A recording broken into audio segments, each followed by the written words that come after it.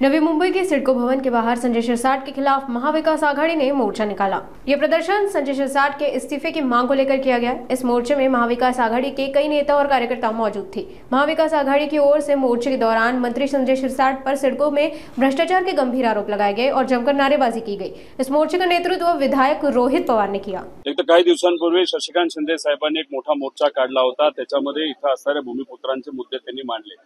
त्याच्याच बरोबर शशिकांत शिंदे साहेबांच्या मार्गदर्शनाखाली व सर्व इतर मित्र पक्षांच्या पाठिंब्याने खरं तर आम्ही मोर्चा मोठा काढणार होतो। पावसामुळे तो आम्ही कॅन्सल करून फक्त भेटायला निघालो, तरी सुद्धा एवढे लोक इथं आले। याच्यामध्ये आम्ही जो मुद्दा घेतोय तो म्हणजे बिवलकरांचा मुद्दा घेतोय की जेव्हा सिरसाटांना म्हणजे जेव्हा आचारसंहिता 2024च्या इलेक्शनची लागण्यापूर्वी 15 दिवस त्यांना तिथं पद दिलं। कशाचं? तर सिडकोचं चेअरमन पद दिलं। आल्या आल्या बँडबाजा वगैरे आपण सर्वांनी बघितलं असेल, हर तूर वगैरे तुरे त्यांना दिले आणि तिथं पहिल्या बैठकीत त्यांनी काय केलं असेल तर बिवलकरांना 5,000 कोटी रुपयाची जमीन त्या ठिकाणी देऊन टाकली।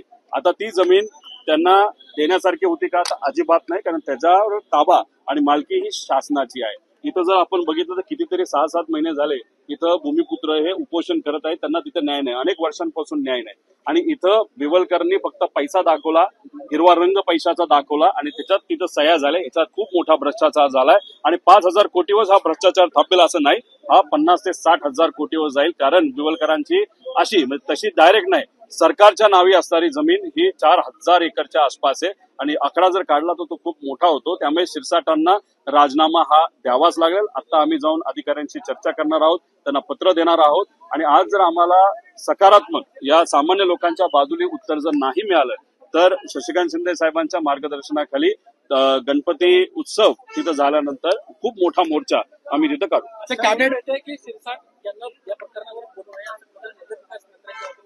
असं आम्हालाही कळतंय, कारण का ह्याच्यावर आपण बघितलं तर आम्ही पुरावे दिलेत, आम्ही पत्रकारांना पुरावे दिले, सामाजिक कार्यकर्त्यांना पुरावे दिलेत, पण याच्यावर अजूनपर्यंत सरकारकडनं उत्तर नाही आलं। त्याच्यातच मला असं कळतंय उदय सामंत साहेबांनी उडता एक उत्तर दिलं, कागद आम्हाला बघावं लागतील। म्हणजे 100% याच्यामध्ये काळबेरं झालंय हे आम्हाला माहिती आहे आणि त्यांच्याकडनं कुणी उत्तर दिलं, त्यांच्या हिंमतच नाही। आम्ही ओपनली चॅलेंज केलं होतं, तुमच्यात जर दम असेल तर तो तुम्ही तिथं दाखवून द्या आणि आमच्या विरोधात नाहीतर आम्ही जे मुद्दे मांडले ते खोडण्यासाठी तुम्ही पत्रकार परिषद घ्या, पण नाही। पण तुम्ही म्हणता ते खरंय, आम्हालाही असं कळतंय की वरून सांगण्यात आलंय सिरसाटांना की तू काय बोलू नको, बोललाच की आपण अडचणीत येऊ, त्यामुळेच कदाचित ते आता बोलत नाही। असू शकतो। आता 5,000 कोटी काय सगळ्याचे सगळे सिरसाटांना मिळालेत असं नाही, 10% तरी काढलं ते 500 कोटी असतील।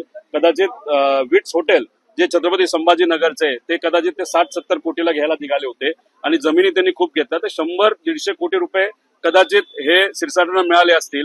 घोटाळा म्हणजे सरकारचं नुकसान 5,000 कोटीचं आणि या सर्व नेत्यांचा फायदा हा 500 ते 1,000 कोटीचा 100% तिथं झालाय आणि तोच पैसा हा इलेक्शनमध्ये आमच्या विरोधात, लोकशाहीच्या विरोधात तिथं वापरला गेला।